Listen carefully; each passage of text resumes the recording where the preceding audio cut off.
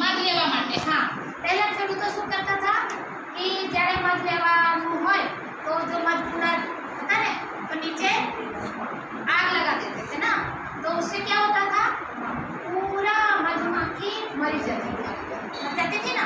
जब आग वहाँ लगता था तो मधुमक्खी मर जाती थी. तो આ સારું થયું? મધુમક્ખી મારવાનું સારું થયું? ના થયું, કેમ કે મધુમક્ખી અમારો મિત્ર કીટ છે.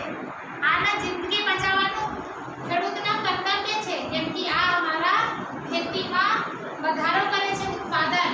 આ માટે બે જીવાત માટીના અંદર અળસિયા અને પવનમાં આ મધુમક્ખી, આના કોઈ દડા મારવાનું નહીં. આ માટે આ યંત્રનો ઉપયોગ થાય છે. હા, આમાંથી ધુમાડા करे तो मधुमक्खी उड़ जाती है और पूरा खाली हो जाता है, फिर मध हम एक्सट्रैक्ट कर सकते हैं.